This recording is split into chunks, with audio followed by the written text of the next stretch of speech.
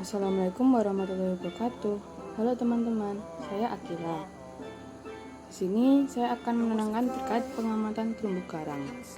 Metode pengamatan yang dilakukan untuk mendapatkan tutupan terumbu karang dibedakan menjadi 3, yaitu PIT, LIT, dan UPT.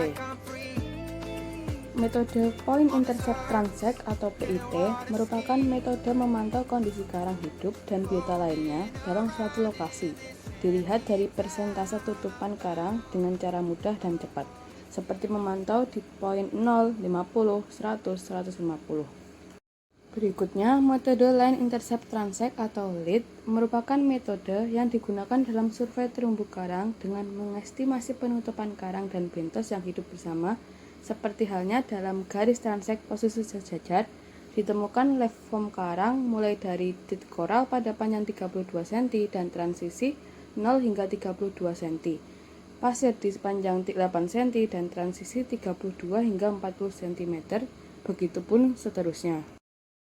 Terakhir, ada metode Underwater Photo Transect atau UPT, di mana merupakan metode pemanfaatan teknologi dengan melakukan pengambilan foto bawah air, kemudian dianalisis dengan perangkat komputer untuk didapatkan data secara kuantitatifnya, seperti dilakukan pengambilan foto tegak lurus yang berada di atas transect pengamatan yang sebelumnya dipasang, kemudian dianalisa menggunakan CPCE dan Microsoft Excel. Melakukan pengamatan terumbu karang diperlukan alat dan bahan, di antaranya ada clipboard, kertas, pulpen,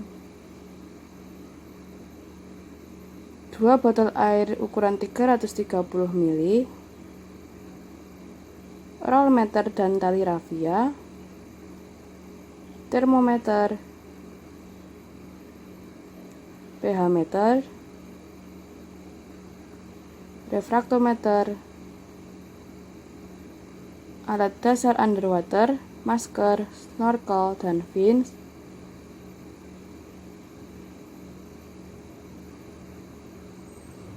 kamera underwater, serta GPS. Pada kali ini, saya akan mempraktikkan cara pengambilan data menggunakan metode Line Intercept Transect atau LIT. Pertama, kita menentukan titik koordinat dari pengambilan data. Kemudian kita lakukan dokumentasi setelah pemasangan garis transect menggunakan roll yang posisinya sejajar dengan garis pantai. Kemudian dilakukan pengamatan waveform karang sepanjang garis transect. Lalu dilakukan pengukuran suhu air dan udara.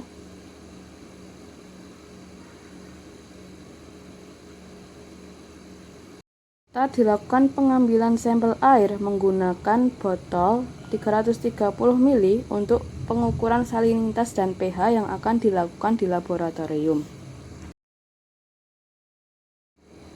Metode monitoring terumbu karang berperan dalam mengetahui bentuk pertumbuhan dari komunitas biota dasar maupun yang melekat di karang dalam satuan angka persentase.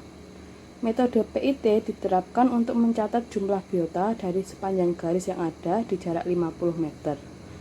Metode LIT diterapkan untuk pencatatan spesifikasi karang yang mencatat hingga tingkatan genus dan spesies dengan transect minimal 70 meter. Sementara metode UPT digunakan karena nilai keakuratan yang lebih tinggi dari metode-metode lainnya dan efisiensi dalam penggunaan waktu pengambilan data. Metode PIT dan LIT merupakan metode penilaian kondisi terumbu karang yang berbeda dengan UPT yang berbasis rapid assessment. Penerapan lanjutan dari metode tersebut pula menjadi alasan mengapa masih digunakan PIT dan LIT. Efisiensi penggunaan PIT dan LIT memberikan hasil yang sama. Dan UPT merupakan metode rinci yang dapat mengetahui karang keras penyusunnya.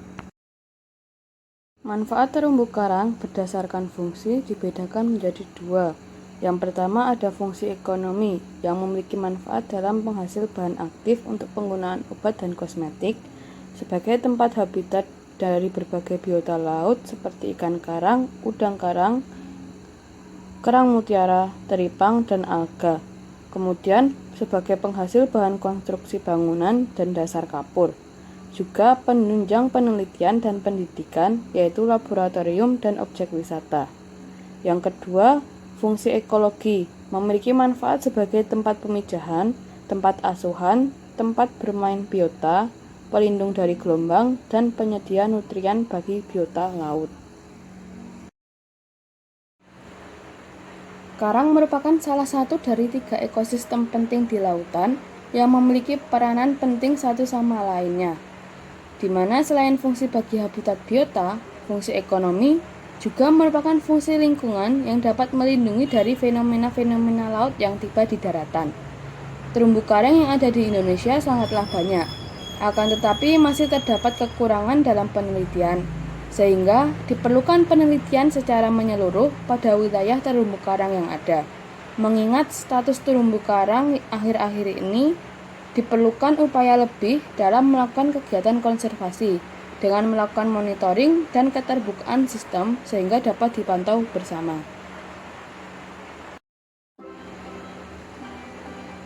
Terima kasih.